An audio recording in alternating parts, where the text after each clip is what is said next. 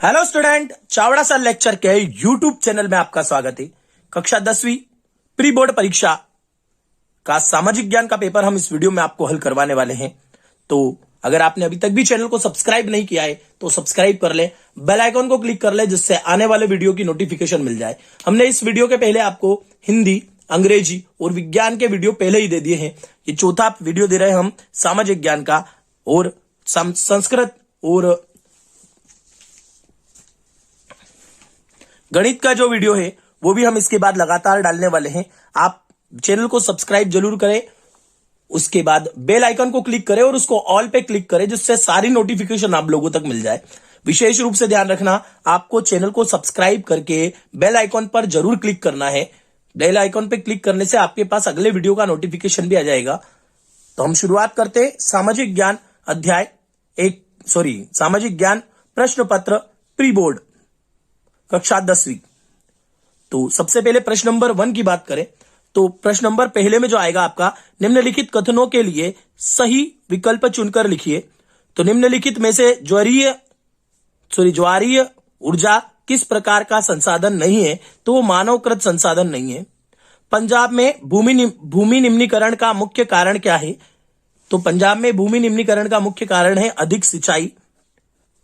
राष्ट्रवाद को चित्रों के माध्यम से दर्शाने वाली फ्रांसीसी कलाकार है। तो राष्ट्रवाद को चित्रों के माध्यम से दर्शाने वाली फ्रांसीसी कलाकार है फ्रेडरिक सायरियू। स्वतंत्रता आंदोलन के दौरान वीर सेनानी भगत सिंह ने कौन सा प्रसिद्ध नारा दिया था? आप लोगों को भी पता होगा, इनकलाब जिंदाबाद। इनमें से लोकमत के मार्ग में बाधा है। तो लोकमत में मार्ग में जो बाधा है वो है जातिवाद। तो ये पहले प्रश्न के 6 ऑब्जेक्टिव, एक और बचा है। घरेलू बाजार में अंतरराष्ट्रीय या बहुराष्ट्रीय कंपनियों का प्रवेश किसके लिए हानिकारक होता है? तो वो हानिकारक होता है घरेलू उत्पाद के लिए। तिक्खा वाला आएगा। अब देखते हैं रिक्त स्थानों की पूर्ति कीजिए वाले क्वेश्चन को देखते हैं। पहले वाले में जो है, भारत में सघन वन क्षेत्र है तो वो है 24.56%। दूसरा, जिला मार्ग की सड़कों का निर्माण व रखरखाव कौन करता है? लोक निर्माण विभाग, पीडब्ल्यूडी भी लिख सकते हैं। लोक निर्माण विभाग जिसको बोलते हैं पीडब्ल्यूडी। पूर्ण स्वतंत्रता का प्रस्ताव कब पारित हुआ था? तो पूर्ण स्वतंत्रता का प्रस्ताव 15 अगस्त 1947। 15 अगस्त 1947। छपाई के लिए कंपोज करने वाला कहलाता है, क्या कहलाता है? Composing stick. क्या कहलाता है? कंपोजिंग स्टिक कहलाता है।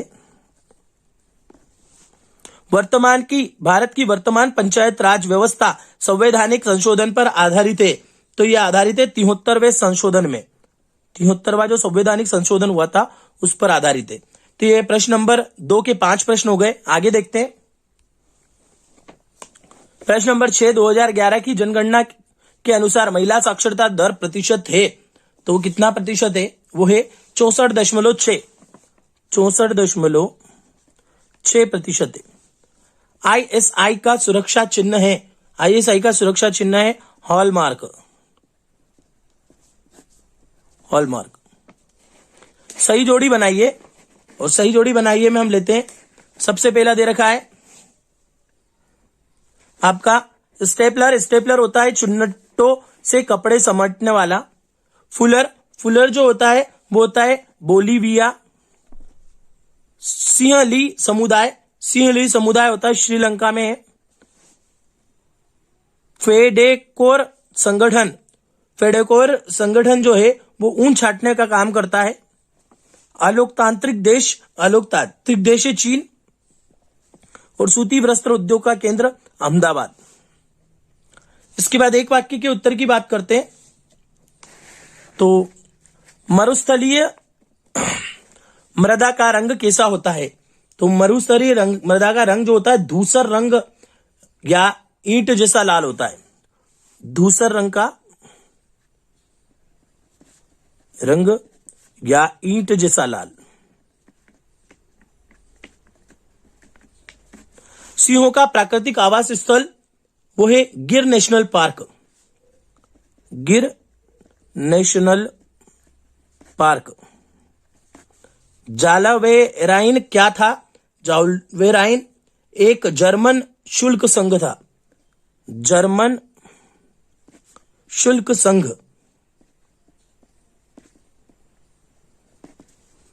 कॉर्नला क्या था? कॉर्नला के बारे में मैं आपको मौखिक बोल देता हूं। कॉर्नला जो है वो था, सरकार ने बड़े भूस्वामियों के दबाव में कानून पास करके मक्के के आयात पर रोक लगा दी थी। मतलब बड़े जो भूस्वामी होते हैं उनके दबाव में आकर सरकार ने मक्के के आयात पर रोक लगा दी थी, मक्की की आयात पर रोक लगा दी थी। और जिस कानून की सहायता से मक्की के आयात पर रोक लगाई थी उसको क्या बोलते हैं? कॉर्न लॉ कहते हैं। यूरोपीय संघ का मुख्यालय कहां स्थित है?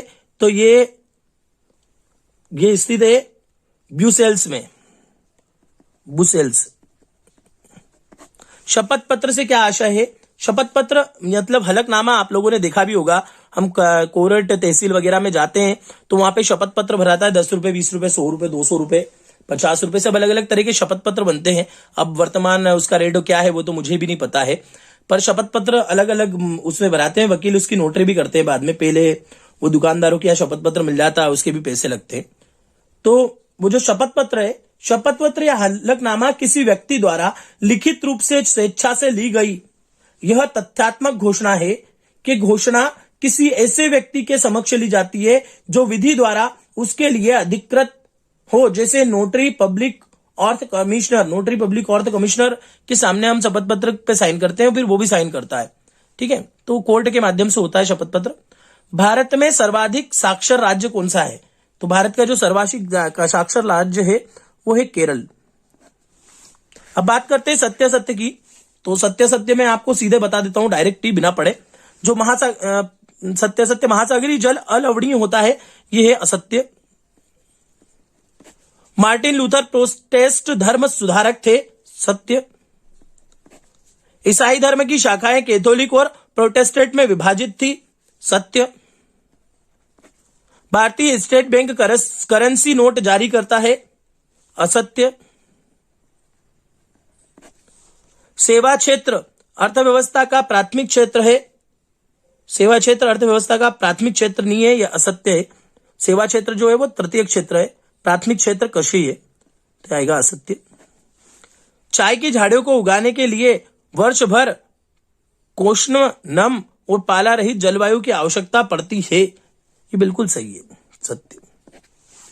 अब हमको देना है जो प्रश्न उत्तर, इनके उत्तर हम आपको कोशिश करेंगे अथवा सहित आप लोगों को देने की। संसाधन के अतिदोहन से उत्पन्न हुई दो समस्याएं लिखिए, या एजेंडा 21 क्या है? तो प्रश्न नंबर 6 का उत्तर देखते हैं। तो जो प्रश्न नंबर 6 है वो है संसाधन के अतिदोहन से उत्पन्न कोई दो समस्याएं लिखिए। तो संसाधन के अतिदोहन से उत्पन्न दो समस्याएं निम्न है। पहला, कुछ व्यक्तियों के लालच के कारण संसाधन का ह्रास होने लगता है और संसाधन के अंधाधुंध शोषण से वैश्विक पारिस्थितिक संकट पैदा होता है। इसका अथवा वाला देखते हैं। अगला है एजेंडा 21। तो एजेंडा 21 है, यह एक घोषणा है जिसमें 1992 में ब्राजील के शहर रियो डी जेनेरो में संयुक्त राष्ट्र पर्यावरण और विकास सम्मेलन के तत्वाधान में राष्ट्राध्यक्षों द्वारा स्वीकृत किया गया। इसका उद्देश्य भूमंडलीय सतत पोषणीय विकास हासिल करना था। अगला देखते हैं। तो ये एजेंडा 21 है, हमारा अथवा वाला क्वेश्चन था प्रश्न नंबर 6 का। अब देखते हैं प्रश्न नंबर 7वां, जैव विविधता किसे कहते हैं? प्रश्न नंबर 7वां है जैव विविधता किसे कहते हैं? पृथ्वी पर विभिन्न तरह के जीवों मतलब प्राणी जात एवं वनस्पति जगत का पाए जाना जैव विविधता कहलाती है। इन जीवों के आकार तथा कार्य भिन्न भिन्न होते हैं। 7वें का अथवा देखते हैं। तो अथवा वाला प्रश्न है आरक्षित वन क्षेत्र किसे कहते हैं? वे सभी प्रकार के वन और बंजर भूमि जो सरकार, व्यक्ति और समुदायों के स्वामित्व में होते हैं आरक्षित वन क्षेत्र कहलाते हैं। अगला प्रश्न है रबी एवं खरीफ की फसलों में कोई अंतर या 3 अंतर, 2 अंतर, आप 2 अंतर पूछे पेपर में, आपको मैंने बता दिया, यहाँ पे 2 अंतर दे रखे हैं। तो देखिए खरीफ की फसल के लिए ये फसलें वर्षा ऋतु में आरंभ होती है और ये फसलें शरद ऋतु में आरंभ होती है। ठीक है, वर्षा ऋतु में और शरद ऋतु में आरंभ होने वाली फसलें जो होती है, देखो काटने और बोने की बात है यहाँ पे, ये फसलें वर्षा ऋतु में आरंभ में बोई जाती है और शरद ऋतु के आरंभ में काटी जाती है। ये शरद ऋतु के आरंभ में बोई जाती है और ग्रीष्म ऋतु के आरंभ में काटी जाती है। देखिए अथवा सहित अगर सबके प्रश्नों के उत्तर देंगे तो समय बहुत लग जाएगा, वीडियो बहुत ज्यादा लंबा हो रहा है, इसलिए हम यहाँ पे आपको एक एक आंसर अवेलेबल करा रहे हैं। परीक्षा निपट जाएगी तो हम आपको अथवा वाले आंसरों के भी वीडियो आपको अवेलेबल करा देंगे, तब आप उसमें से याद कर लेना बच्चे हुए। ठीक है, तो प्रश्न नंबर हम 9वां देखते हैं। औद्योगिक क्रांति क्या है या जाबर मजदूरों पर किस तरह से नियंत्रण रखते हैं? दोनों में से एक उत्तर बताते हैं आपको। तो देखिए प्रश्न नंबर 9 का आंसर हम दे रहे हैं यहाँ पे अथवा वाले का। जाबर मजदूरों पर किस तरह नियंत्रण रखने लगे? जाबर मजदूरों को काम देने के बदले पैसे और टॉफी नहीं आएगा यहाँ पे, गिफ्ट मांगते, हाँ मतलब टॉफी भी बोल सकते हो, गिफ्ट मांग करने लगे थे और मजदूरों की जिंदगी को नियंत्रित करने में लगे हुए थे। तो ये 9 के अथवा वाले का आंसर दे दिया हमने। अब देखते हैं प्रश्न नंबर 10वां। प्रश्न नंबर 10वां है पंचांग किसे कहते हैं?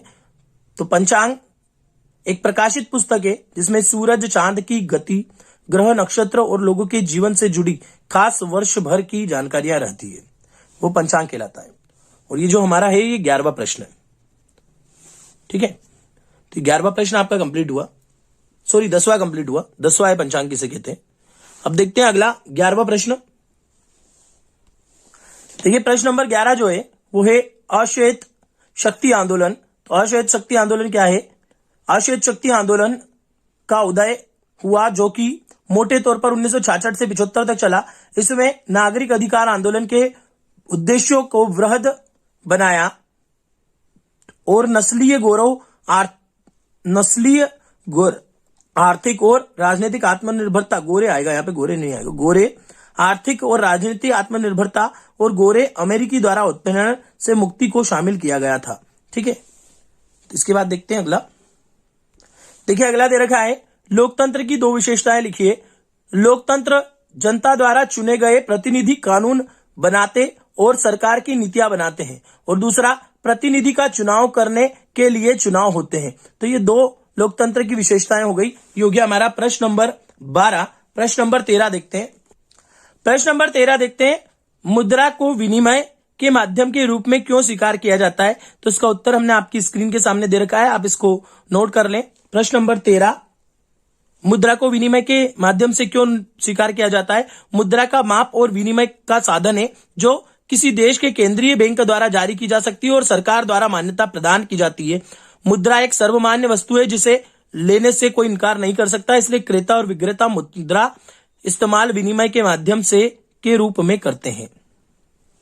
अगला देखते हैं प्रश्न नंबर 14। देखिए विदेशी व्यापार वाला जो क्वेश्चन है वो आपको इस क्वेश्चन के अंदर से मिलेगा। विदेशी व्यापार किसे कहते हैं? तो विदेशी व्यापार से तात्पर्य है 2 या 2 से अधिक देशों में वस्तु तथा सेवाओं के विनिमय से है। इसमें आयात तथा निर्यात शामिल होते हैं। यहां तक आप लोगों को लिखना है, यहां से ये कहलाता है विदेशी व्यापार।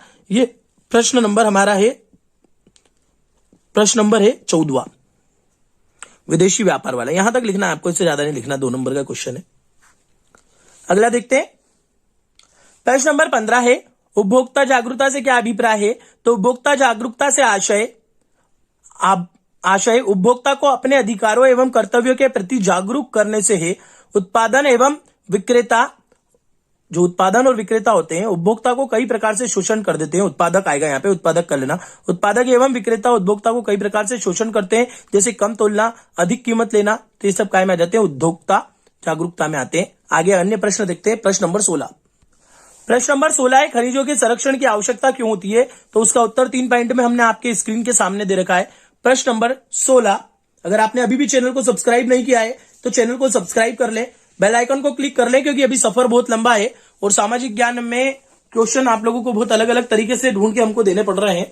तो आप लोग इस मेहनत को बिल्कुल सब्सक्राइब में बदल दें, फटाफट सब्सक्राइब से कर दीजिए आप लोग, क्योंकि जितने व्यू आते हैं उतने सब्सक्राइबर नहीं बढ़ते हैं तो मजे नहीं आते हैं। अगले वीडियो को आप लोगों को देखना है, अगले विषय को देखना है तो हमें सब्सक्राइब अवश्य करें। आगे देखते हैं प्रश्न नंबर अगला। देखिए प्रश्न नंबर 17 है। प्रश्न नंबर 17 में हमने जो प्रश्न है औद्योगिक अवस्थिति को प्रभावित करने वाले कारक, इसका अथवा वाला दिया है। राष्ट्रीय अर्थव्यवस्था में उद्योगों का योगदान लिखिए, या तो हमने उसको उद्योगों का योगदान दिया है इसमें। तो सकल घरेलू उत्पाद में उद्योगों का कुल शेयर 27%, इसमें 10% खनन, बिजली और गैस से आता है। शेष 17% विनिमय से आता है। लेकिन पिछले 2 दशकों से सकल घरेलू उत्पादन में विनिर्माण का यह शेयर स्थिर रहा है। तो ये राष्ट्रीय अर्थव्यवस्था में उद्योगों का जो योगदान है वो इस माध्यम से होता है। आगे देखते हैं अगला प्रश्न नंबर 18। देखिए प्रश्न नंबर 18, ईस्ट इंडिया कंपनी ने भारतीय बुनकरों से सूती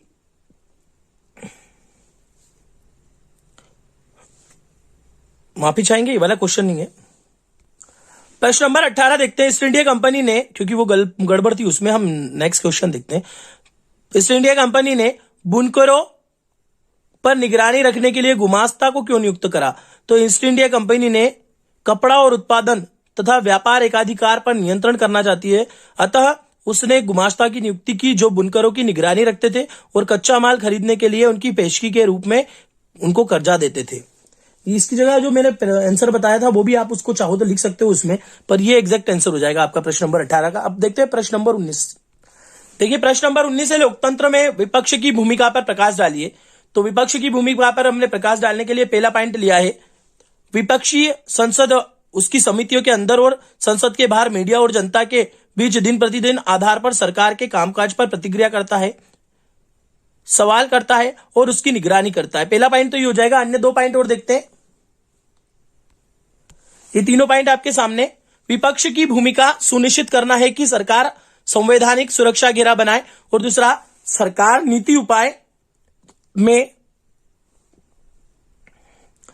नीतिगत उपायों और कानूनों के निर्माताओं के रूप में जो भी कदम उठाती है, विपक्ष उसे अनिवार्य रूप से आलोचनात्मक दृष्टिकोण से देखता है। तो ये 3 काम है विपक्ष के। इसके बाद देखते हैं अगला प्रश्न, प्रश्न नंबर 20वां। देखिए प्रश्न नंबर 20 के लिए भारत का नक्शा दिया है और आपके प्रश्न नंबर 20 में 4 बातें पूछी है उसने। हम 4 बातों को बताएंगे इसमें। पहला पूछा है सिंगरौली, दूसरा कल्पक्कम, तारापुर और बेलाडीला। तो ये चारों बातें बता देता हूं मैं कहां कहां पे है। आपके वो पेपर के अंदर उनने मैप दे रखा है, उस मैप के अंदर बनाना है। पहला यहां पे बनेगा आपका बेलाडिया, यहां बनेगा तारापुर, इसके बाद बनेगा आपका सिंगरौली, यहां पे बनेगा, और 1 हो गया, 2 हो गया, 3 हो गया, और चौथा कल्पक्कम, वो यहां बनेगा। तो ये जो निशान दे रखे हैं आपको उनकी जगह निशान बनाने, बाकी सब लिखने की जरूरत नहीं है, सिर्फ 4 ही आपके उसमें आए हैं। अगला देखते हैं प्रश्न नंबर 21, जलियांवाला बाग हत्याकांड की घटना का सविस्तार वर्णन। हमको वर्णन करना है जलियांवाला बाग हत्याकांड का। तो जलियांवाला बाग हत्याकांड का वर्णन आप लोगों के सामने दे रखा है, मैंने पूरा, आप लोग व्यवस्थित रूप से लिख दीजिएगा। प्रश्न नंबर 21 में ये हो जाएगा आपका प्रश्न नंबर 21 के लिए जलियांवाला बाग हत्याकांड। इसके बाद देखते हैं प्रश्न नंबर 22 को। देखिए अगला प्रश्न है जो प्रश्न नंबर 22, उसके लिए एग्जैक्ट आंसर तो हम नहीं बता पा रहे हैं, पर ये जो लोकतंत्र की चुनौतियां पूछी उनने, यहाँ पे राजनीतिक दलों के सामने क्या क्या चुनौतियां हैं। जो राजनीतिक दलों की चुनौतियां होगी वही लोकतंत्र की चुनौती होगी, क्योंकि आंसर में लिखा है लोकतंत्र में राजनीतिक दल महत्वपूर्ण भूमिका निभाते हैं किंतु उन्हें कुछ चुनौतियों का सामना करना पड़ता है। तो जो राजनीतिक दलों की चुनौतियां होगी वही लोकतंत्र की चुनौतियां होगी। तो यहां पे आप इसको क्वेश्चन नंबर 22 का आंसर मान सकते हैं। तो ये क्वेश्चन नंबर 22 का आंसर होता है। क्वेश्चन नंबर 23 का आंसर देखते हैं, वस्तुओं के मानकीकरण का अर्थ क्या है? विभिन्न उत्पादकों के मानकीकरण को प्रतीक चिन्ह से दर्शाइए, या उपभोक्ता जागरूकता से क्या आशय है, इसकी हमें क्यों आवश्यकता पड़ती है। देखिए प्रश्न नंबर 23 जो है उसमें भी आप थोड़ा सा उत्तर हम यहाँ पे चेंज करके दे रहे हैं। मानकीकरण से अभिप्राय, प्रश्न पूछा है मानकीकरण, वस्तुओं के मानकीकरण का क्या अर्थ है। तो हम वस्तुओं के मानकीकरण, दैट मीन्स वही मानकीकरण का क्या अर्थ है वो बता रहे हैं। और विभिन्न उत्पादकों के मानकीकरण को चिन्ह प्रदर्शित कीजिए। तो चिन्ह में आप लोग ISI मार्क और ये जो मार्के होते हैं एक बुक में देख के आप हॉल मार्क बना लेना। ये यहाँ पे उदाहरण लिख रखे, ISI, egg mark, hall mark, इनके चित्र आपको किताब के अंदर मिल जाएंगे। बाकी आंसर हमने यहाँ पे दे दिया। तो ये आपका 23वां प्रश्न कंप्लीट हुआ, और इसी के साथ आपका जो पूरा पेपर है, हमने पूरा पेपर का सॉल्यूशन इस वीडियो के अंदर दे रखा है। आप भी देखिए, आपके दोस्तों को भी दिखाइए और ज्यादा से ज्यादा शेयर कीजिए। पूरा वीडियो देखने के लिए आपको बहुत बहुत धन्यवाद। और अगर आपने उसको पूरा नहीं देखा है तो मेरा विशेष निवेदन है पूरा वीडियो व्यवस्थित देखें, और अन्य विषयों को वीडियो के लिए लिंक यहाँ पे दे रखी है, आप उन लिंक के माध्यम से भी अन्य विषय के वीडियो देख सकते हैं। अगले वीडियो का इंतजार कीजिए, तब तक के लिए धन्यवाद।